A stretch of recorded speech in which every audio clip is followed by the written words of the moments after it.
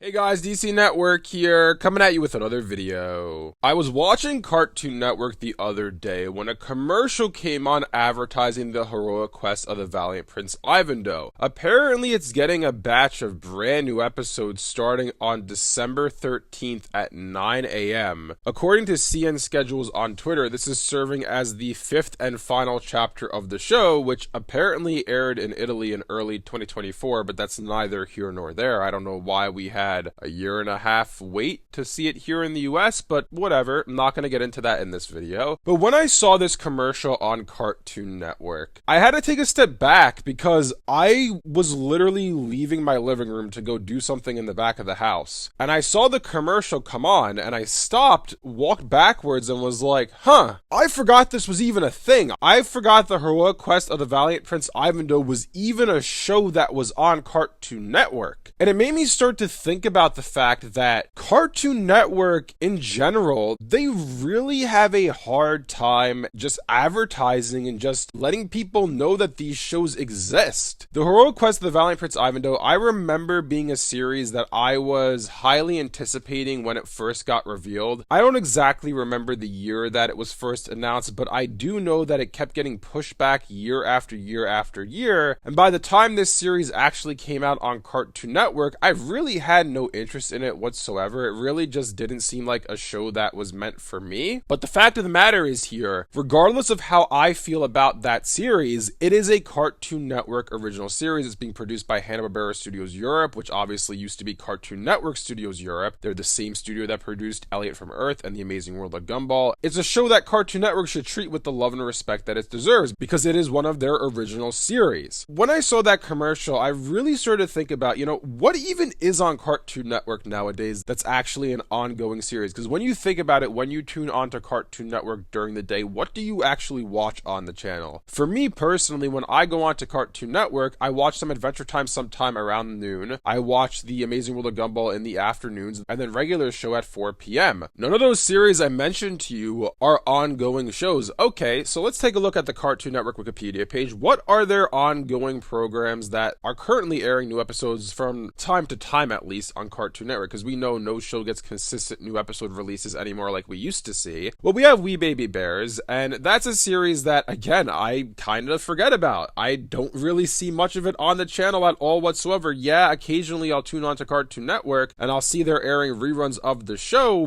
but it's something that really isn't on the channel all that often. Apparently, it just got a batch of new episodes from September 6th to October 11th of this year. That is news to me because I had no idea about that. Again, it all comes down to marketing and advertising your series. We go down the list and we have Teen Titans Go, obviously. Teen Titans goes on Cartoon Network quite a lot. It's not a show that I tune into Cartoon Network to watch, but obviously it has a major presence on the channel still. Tiny Toons University is on the channel, even though that is a HBO Max original series. It does air reruns on Cartoon Network, kind of, not really. I've never really seen it on the channel outside of when it first came out back in 2023. Then obviously there's the Heroic Quest of the Valiant Prince Ivandoe, which I mentioned earlier in this video. You have the preschool programs, Bugs Bunny Builders, Bat Wheels. You have Barney's World, which has been getting advertisements on the channel recently, I've noticed. You have Ianu, which Ianu is a series that premiered this year. I do see it advertised on the channel when it's getting new episodes, and they do advertise it quite a lot. Not a huge amount like we used to see back in the day, but for this era of Cartoon Network, it does get talked about a lot. However, I never really see it airing reruns on the channel. I don't really see it on during the afternoon block because the afternoon block is pretty much just The Amazing World of Gumball, Teen Titans Go, and regular show with maybe some We Baby Bears thrown in there sometimes in the noon hour at like 12:30 maybe it's on. But Iyanu's a series that I feel like they should be leaning into heavily, especially since it's this more, I haven't personally seen it, but from the outside looking in and when this show was first announced, it seemed like a much more story-driven, action-oriented series. I feel like that's something that should really be getting some airtime on Cartoon Network, or at least reruns. There's the Total Drama Island reboot listed here. That show's over. We don't need to talk about that. Then there's Totally Spies. I forgot Totally Spies came back.